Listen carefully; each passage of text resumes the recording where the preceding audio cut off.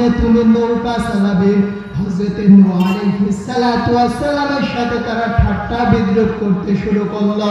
হযরত নূহ আলাইহিস সালাম এতটুকু বললেন, আজ তোমরা আমাকে নিয়ে ঠাট্টা করছো, আমাকে নিয়ে বিদ্রূপ করছো, এমন একটা সময় আসবে, সেই সময় আমি তোমাদেরকে নিয়ে ঠাট্টা করব। তাহলে বুঝতে পেরেছেন হযরত নূহ আলাইহিস সালাতু ওয়াস সালাম দ্বীনের দাওয়াত কত বছর দিয়েছিল বলেন তো? ৯৫০ বছর।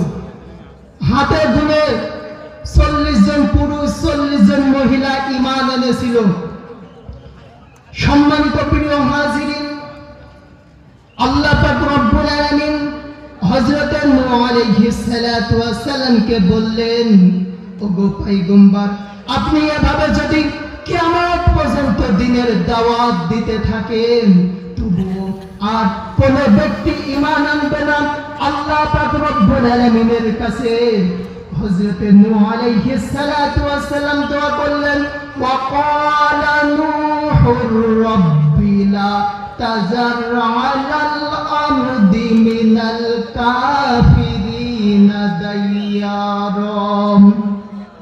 ওগো আল্লাহ, যারা এই জমিনে জুলুম করেছে, ওগো আল্লাহ, যারা এই দ্বীন আনবে না, দ্বীনের উপর প্রতিষ্ঠিত থাকবে না, ওগো আল্লাহ, তুমি তাদের কাফেরদের কোন গৃহবাসীকে এই জমিনে রাখবে না।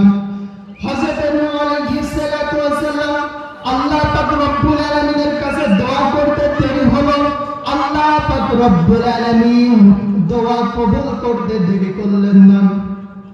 আল্লাহ তাআলা রব্বুল আলামিন সাথে সাথে বললেন, ওয়াসনাইল ফুলকা বিআইউনিনা ওয়া ওয়াহিনা ওয়া লা তুখাতিবনি ফিল্লাযীনা যালামু ইন্নাহুম মুগরাকুন। জোরে জোরে বলুন আল্লাহু আকবার।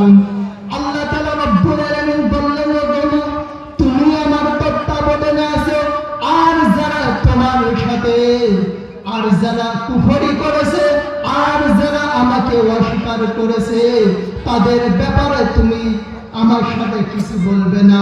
আমি তাদেরকে ডুবিয়ে মারবো এবং তোমাকে আমি হুকুম দিলাম, তুমি একটা নৌকা তৈরি করো। আল্লাহ পাক রব্বুল আলামিনের হুকুমে হযরত নূহ আলাইহিস সালাতু ওয়াস সালাম নৌকা তৈরি করতে শুরু করলো। সেই সময়ের কাফেররা হযরত নূহ আলাইহিস সালাতু ওয়াস সালামকে নিয়ে ঠাট্টা করতে লাগলো, বিদ্রূপ করতে লাগলো। ওগো নূহ, তুমি তো পাগল হয়ে গেছো, এই জমিনে কোনো পানি নাই, কিভাবে এই শুকনা জমিনে তুমি নৌকা চালাবে? হযরত নূহ আলাইহিস সালাতু ওয়াস সালামের সাথে তারা ঠাট্টা বিদ্রূপ করতে শুরু করলো। হযরত নূহ আলাইহিস সালাম এতটুকু বললেন, আজ তোমরা আমাকে নিয়ে ঠাট্টা করছো, আমাকে নিয়ে বিদ্রূপ করছো, এমন একটা সময় আসবে, সেই সময় আমি তোমাদেরকে নিয়ে ঠাট্টা করব। তাহলে বুঝতে পেরেছেন আমার ভাইরা, এই সমস্ত কাফেররা তারা ঈমান আনলো না, তাওহীদের উপর বিশ্বাস স্থাপন করলো না। এক পর্যায়ে আল্লাহ তাআলা রব্বুল আলামিন প্লাবন দিলেন, প্লাবন দিয়ে তাদেরকে ধ্বংস করে দিলেন। সকলে বলুন সুবহানাল্লাহ। তাহলে দেখুন, হযরত নূহ আলাইহিস সালাতু ওয়াস সালামকে নিয়ে ঠাট্টা করেছিল, বিদ্রূপ করেছিল, আল্লাহ পাক রব্বুল আলামিন তাদেরকে শায়েস্তা করে দিয়েছেন। কথা ঠিক কিনা বলেন? এই যুগে আলেমদেরকে ঠাট্টা করেছিল তারা আজ এই বাংলা জমিনে আছে নাই। তাদের ক্ষমতা ছিল স্থায়ী